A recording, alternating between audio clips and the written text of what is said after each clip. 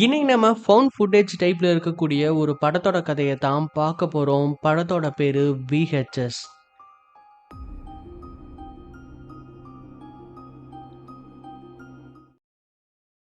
படத்துடைய ஸ்டார்ட்டிங் சீன்ல 2 ஜர்னலிஸ்ட் ஒரு பூட்டப்பட்ட வீட்டுடைய ஜன்னலை உடைச்சிட்டு அந்த வீட்டுக்குள்ள போறாங்க. அந்த வீடு பார்க்கிறதுக்கே பல வருஷமா பயன்படுத்தாத மாதிரி இருக்கு. இப்ப அந்த வீட்டுக்குள்ள நூத்துக்கணக்கான டேப்ஸ் கீழே கொட்டப்பட்ட நிலையில இருக்கு. அப்ப அதுல ஒரு ஜர்னலிஸ்ட் அந்த வீட்டுக்குள்ள இருக்கக்கூடிய பேப்பர்ஸ் எல்லாத்தையுமே அவன் படிச்சு பார்த்துக்கிட்டு இருக்கான். அப்ப அவனுக்கு பின்னாடி ஒரு உருவம் அவனை கடந்து இப்ப இந்த பொண்ணுடைய ரூம் பக்கத்துல வருது. இந்த பொண்ணு அங்க இருக்கக்கூடிய டேப்ஸ்ல ஒரு டேப்பை எடுத்து அவ இப்ப போட்டு பாக்குறா.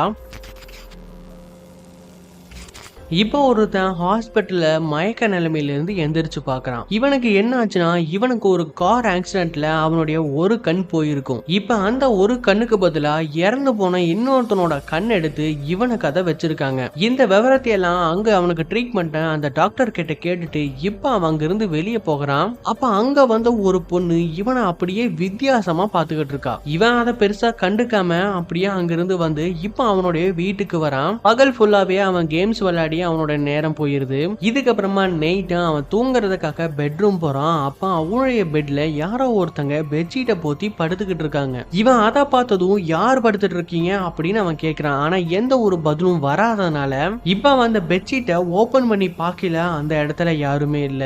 அப்படியே அவன் திரும்பும் போது அவன் பக்கத்துல ஒரு பேய் இருக்கிறத பார்த்த முன்னாடி பயந்து போய் அங்க பக்கத்துல இருக்கக்கூடிய ரூம்குள்ள போய் அவன் லாக் பண்ணிக்கிறான். கொஞ்ச நேரத்துக்கு அப்புறமா தைரியத்தை வர வச்சுட்டு போய் பாக்குறான். ஆனா அந்த உருவம் அந்த இடத்துல இல்ல. அதுக்கு பதிலா ஒரு சின்ன பொண்ணோட ஆத்மாவா அவன் பாக்குறான். அதனால திரும்பவும் பயந்து போன அவன் ரூம்குள்ள வந்து லாக் பண்ணிடுறான். இதுக்கப்புறமா அவன் நைட்டு ஃபுல்லா தூங்காம பயத்திலேயே தான் இருந்துட்டு இருக்கான். இதுக்கப்புறம் காலையில ஆகுது. இப்ப அவன் அவனுடைய டோரை ஓபன் பண்ணிட்டு வெளியே வந்து பாக்குறான். இப்ப அவனுடைய வீட்டுக்குள்ள அந்த மாதிரி எந்த ஒரு அறிகுறியுமே அவனுக்கு தெரியல. சோ கொஞ்சம் ரிலாக்ஸான அவன் இருந்துட்டு நைட்டு தூங்காதனால இப்ப அவன் பெட்ல படுத்த உடனே அவனை மறந்தே அவன் தூங்கிடுறான். இதுக்கப்புறமா அவன் கண் விழிக்கிறது சாயந்தர நேரமா தான் கண் விழிக்கிறான். அப்ப இவன் ஹாஸ்பிட்டல் இருக்கும்போது இவனை வித்தியாசமா ஒரு பொண்ணு பார்த்திருப்பால. அந்த பொண்ணு இப்ப இவனுடைய வீட்டுக்குள்ள வரா. அவ இப்ப இவன் கிட்ட அந்த கண்ணை பத்தி விசாரிக்க ஆரம்பிக்கிறா. இப்படியே அவங்க சும்மா ஜாலியா பேசிக்கிட்டு இருக்கும்போது இப்ப அந்த பொண்ணுக்கு பின்னாடி குண்டா ஒரு ஆவியா அவன் பாக்குறான். ஆனா அந்த பொண்ணு அதை பார்க்காதன்னு சொல்லிக்கிட்டே இருப்பா. அதுக்கு அடுத்த சீன்ல இப்ப அவன் அந்த பொண்ணை தேடிட்டு அவனுடைய பெட்ரூம்குள்ள போறான். அப்ப திரும்பவுமே அவனுடைய பெட்ல யாரோ ஒருத்தங்க தூங்கிக்கிட்டு இருக்காங்க. இந்த தடவை அவனுக்கு பயம் ரொம்ப அதிகமா இருக்கு. இப்ப அந்த பயத்தோடயே அவன் அந்த பெட்ஷீட்டை ஓபன் பண்ணி பார்க்க போறான். அப்ப இவனுக்கு பின்னாடி இவன் தேடிட்டு இருந்த அந்த பொண்ணை இழுத்து கொண்டு போய் ஸ்விம்மிங் பூல்ல போட்டு அந்த பொண்ணையே அது கொன்றுது. இதுக்கப்புறமா இவன் அவன் வீட்டுக்குள்ள எந்த இடத்துக்கு போனாலுமே அவன் கண்ணுக்கு அங்க இருக்கக்கூடிய ஆவிகள் தான் அவனுக்கு தெரியுது. இதனால ஒரு ரூம்குள்ள போய் அவன் லாக் பண்ணிக்கிறான். அப்ப இவன் என்ன முடிவு பண்றானா, இந்த கண்ணால தானே இவ்வளவு பிரச்சனையும், இந்த கண்ணவே நம்ம அறுத்து எடுத்துடலாம் அப்படின்னு இப்ப அவனுடைய கண்ணை அவன் டேமேஜ் பண்ணிக்கிறான். அவனோட கண்ணு போனதுக்கு அப்புறமும் அந்த பேய் அவனை சும்மா விடல. அவனை அந்த இடத்துலயே அது கொலை பண்ணிடுது. இப்ப நம்ம பார்த்த இந்த விஷயத்தை தான் அந்த ஜேர்னலிஸ்ட் பொண்ணும் பார்த்திருப்பா. இப்ப அவருடைய ஃப்ரெண்டை கூப்பிட்டு, நான் இந்த டேபிள் இருக்கிறத பார்த்தேன், அது ரொம்பவே கொடூரமா இருந்தது, இந்த டேப்ஸ் எல்லாத்தையுமே இந்த பையன் தான் கலெக்ட் பண்ண அப்படின்னு ஒருத்தன் காட்டுறா. இதுக்கப்புறமா சரி நான் என்னோட வேலையை பார்க்கறேன், நீ தொடர்ந்து அந்த டேபிள் இருக்கிறத என்னங்கிறத போட்டு பார்த்துக்கிட்டு அப்படின்னு சொல்லிட்டு அவன் போறான். சோ இவளுமே இன்னொரு டேப் எடுத்து அதை பிளே பண்றா. ஒருத்தன் ஃபாரஸ்ட் ஏரியால நல்லா சத்தமா பாட்டு கேட்டுட்டு அவன் சைக்கிள்ல நல்லா வேகமா ரைடு போயிட்டு இருக்கான். அப்படி அவன் போயிட்டு இருக்கிற வழியில ஒரு பொண்ணு வந்து குறுக்கால விழுந்து என்னுடைய பாய் ஃப்ரெண்டுக்கு உதவி பண்ணுங்க அப்படின்னு சொல்லிக்கிட்டு இருக்கா. உடனே இவனும் அந்த பொண்ணுக்கு உதவி பண்றதுக்காக போறான். அப்ப அந்த பொண்ணு வித்தியாசமா வாமிட் பண்ண ஆரம்பிக்கிறா. இதுக்கப்புறமா அவன் கையில ஒரு குச்சி எடுத்துட்டு அந்த பொண்ணு சொன்ன வழியில அந்த காட்டுக்குள்ள அவன் கொஞ்சம் தூரம் நடந்து போகும்போது அப்ப அவன் மனித பிணங்களா பாக்குறான், அதாவது ஜாம்பிஸ். சோ அதை பார்த்த முன்னாடி இவன் அந்த பொண்ணை கூப்பிடுறதுக்காக வரான். ஆனா அந்த பொண்ணும் ஜாம்பியா மாதிரி இப்ப இவனை கடிக்க ஆரம்பிக்கிறா. சோ கொஞ்சமும் எதிர்பார்க்காதனால இவனை அந்த பொண்ணு கடிச்சிடறா. இருந்தாலுமே இவன் அந்த பொண்ணோட தலையில அடிச்சு கொன்னுகிட்டு இப்ப அங்க மீதி வர அந்த ஜாம்பிஸ் கிட்ட இருந்து தப்பிக்கிறதுக்காக இவன் அந்த காட்டுக்குள்ளேயே நடக்கிறான். ஆனா இவனையுமே அந்த வைரஸ் தாக்கிடுது. இப்ப இவனுமே அந்த பொண்ணு மாதிரி வாமிட் பண்ண ஆரம்பிக்கிறான். இதுக்கப்புறமா நடக்க முடியாம அவன் ஒரு இடத்துல கீழே விழுந்துடுறான். அப்ப இவன் இருக்கக்கூடிய இடத்துலதான் ஒரு கப்பல் சைக்கிள்ல வந்துகிட்டு இருக்காங்க. இப்படி ஒரு ஆள் கீழே விழுந்திருக்கிறத பார்த்த உடனே அவங்க சைக்கிள்ல இருந்து இறங்கி வந்து இவனுக்கு என்ன ஆச்சுன்னு பாத்துக்கிட்டு இருக்காங்க. முதல்ல பார்த்த உடனே அவனை இறந்து போயிடான் அப்படின்னு நினைச்சு 911 கால் பண்ணி அவங்க பேசிக்கிட்டு இருக்காங்க. ஆனா அப்பதான் அவன் மூச்சு விடக்கூடிய சத்தம் பலமா அவங்களுக்கு கேட்க ஆரம்பிக்குது. இவனும் அந்த சத்தத்தை கேட்டு பக்கத்துல போக்கல படுத்திருந்த அவங்க 2 பேர்த்தையுமே இப்ப அட்டாக் பண்ண ஆரம்பிக்கிறான். சோ இப்ப இவங்க 2 பேருமே கடிப்பட்டதுனால கொஞ்ச நேரத்திலேயே இவங்க 2 பேருமே ஜாம்பிஸா மாறிடுறாங்க. இதுக்கப்புறம் இந்த ஜாம்பிஸ் எல்லாமே அந்த காட்டுக்குள்ள நடந்து போற ஆரம்பிக்கிறாங்க.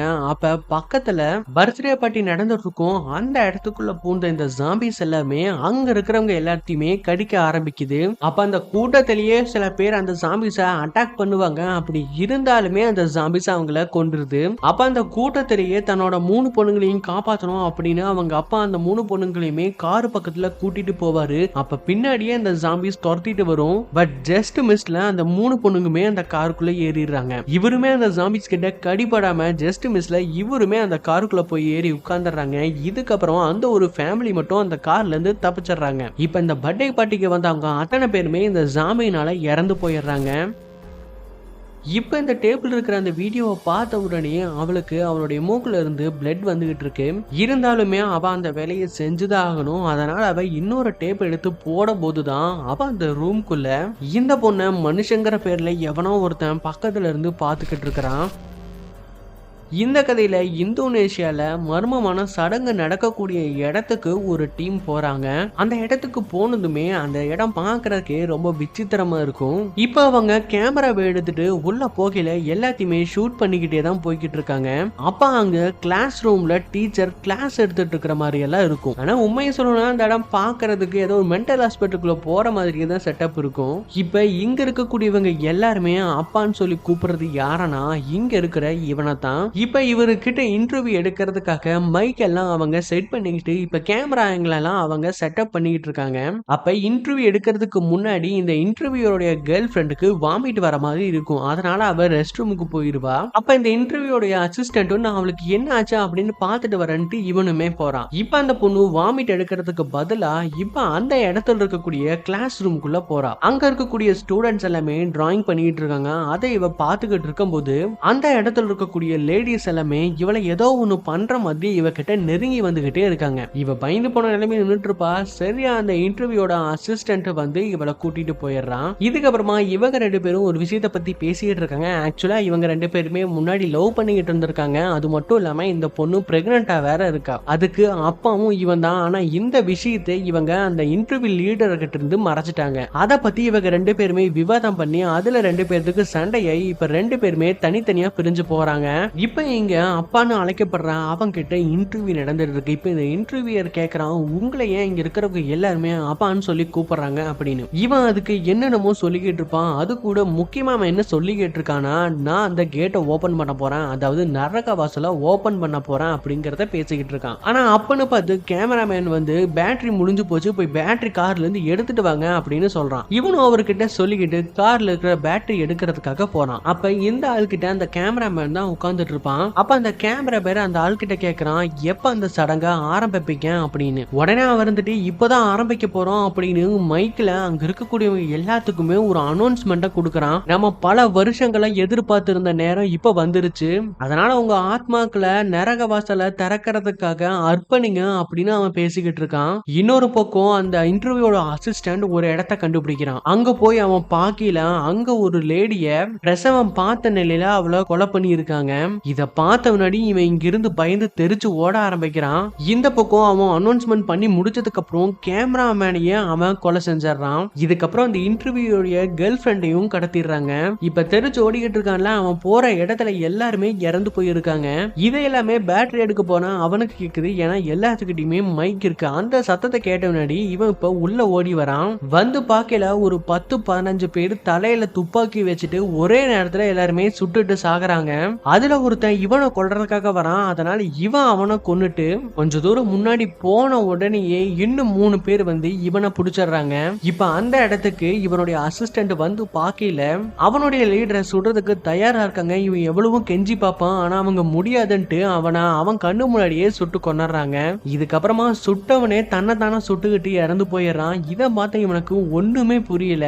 இதுக்கப்புறமா அந்த பொண்ணை சடங்கு செய்யறதுக்காக இழுத்துட்டு போறாங்க. அதை இவனுமே பாத்துறான். இப்ப இந்த பொண்ணையாவது காப்பாத்தலாமே அப்படின்னு துப்பாக்கியை எடுத்துட்டு அந்த சைக்கோ மாதிரி இருக்கான்ல அவனை சொல்றதுக்காக போறான். ஆனா அவன் எல்லாமே முடிஞ்சிருச்சு அப்படின்னு அவனே அப்படியே வெடிச்சு செதறிடுறான். இதுக்கப்புறமா உள்ள போய் அந்த பொண்ணை காப்பாத்தலான்னு பாக்கல. அங்க இருக்கிறவங்க எல்லாருமே சுயநலமே இல்லாம இருக்காங்க. சோ அவங்க எல்லாத்தையுமே அடிச்சு போட்டுட்டு இப்ப அந்த பொண்ணை அவன் காப்பாத்த ட்ரை பண்றான். ஆனா அந்த பொண்ணுனால எந்திரிச்சு வர முடியல. அப்ப அந்த பொண்ணோட வயித்தை கிழிச்சுக்கிட்டு ஒரு மிகப்பெரிய உருவம் வெளியே வருது.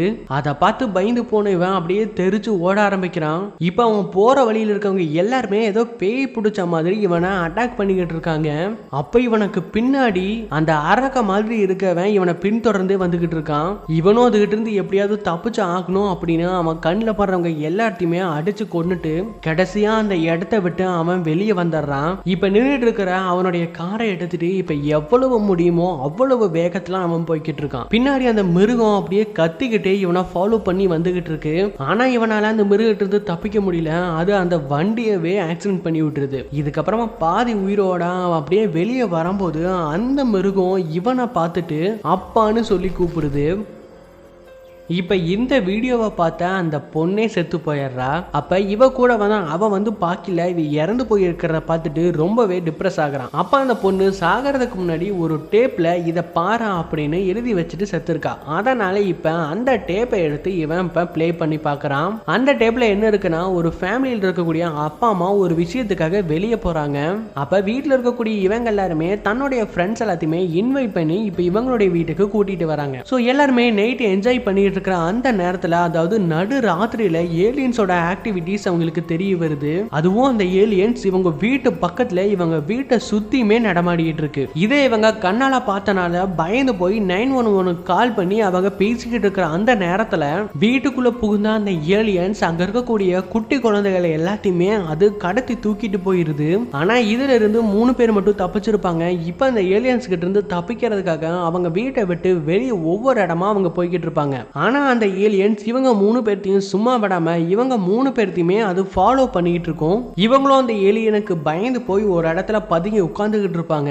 அப்ப இவங்க போலீஸுக்கு கால் பண்ணி இருப்பாங்களா. அவங்க வரக்கூடிய சத்தம் கேட்ட உடனே இவங்க 3 பேரும் வெளியே வருவாங்க. ஆனா அது உண்மையான போலீஸ் கிடையாது. அது அந்த ஏலியன்ஸ் வச்ச ட்ராப். சோ அந்த ட்ராப்ல மாட்டி ஒருத்தன் அந்த ஏலியன்ஸ் கிட்ட மாட்டி செத்துறான். இதுக்கப்புறம் மீதி இருக்கிறது அக்கா தம்பி மட்டும்தான். இவங்க ஒரு இடத்துல போய் ஒளிஞ்சிருப்பாங்க.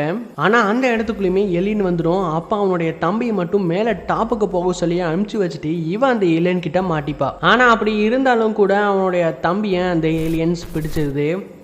இப்போ இந்த டேப்ல இருக்கக்கூடிய வீடியோவை பார்த்துட்டு இதுக்கப்புறமா இந்த டேப் எல்லாத்தையுமே சேகரிச்சான்ல அவன் ஒரு வீடியோவை வச்சிருப்பான். அந்த வீடியோவை அவன் பார்த்துக்கிட்டு இருக்கான். அவன் என்ன சொல்லிக்கிட்டு இருக்கான்னா இந்த டேப்பை சேகரிச்சது நான் மிகப்பெரிய தப்பு, இதனால எனக்கு மிகப்பெரிய பிரச்சனைகள் ஏற்பட்டிருக்கு, இதுக்கு நானே எனக்கு தண்டனை கொடுத்துக்க போறேன் அப்படின்ட்டு கன் எடுத்து அவனையே ஷூட் பண்ணிப்பான். ஆனா அப்படி ஷூட் பண்ணியுமே அவன் சாகல. அதுக்கப்புறமா அவன் அந்த வீட்டுக்குள்ள இருக்கக்கூடிய ஒரு ரூம்ல போய் ஒளிஞ்சுக்கிறான். அந்த வீட்டுக்குள்ள தான் இப்போ இந்த 2 ஜேர்னலிஸ்டுமே இருக்காங்க. ஸோ அந்த வீடியோல இவங்க 2 பேருமே இந்த வீட்டுக்குள்ள வந்த வரைக்குமே அந்த வீடியோ இருக்கு.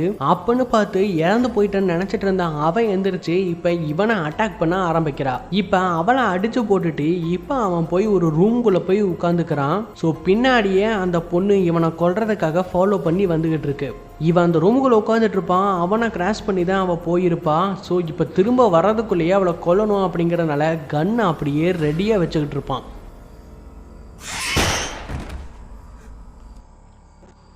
இப்போ இவளை ஷூட் பண்ணதுனால எல்லா பிரச்சனையும் முடிஞ்சிச்சு அப்படின்னு அவனால் நினைக்க முடியாது. ஏன்னா அவன் ஒரு தப்பு பண்ணிட்டான். இந்த ரூம்குள்ளே தான் தற்கொலை பண்ணி இறந்து போனால அவன் இந்த ரூம்குள்ளே தான் இருக்கான். இப்போ அவன் கிட்ட மாட்டி இவன் இறந்து போகிறான்.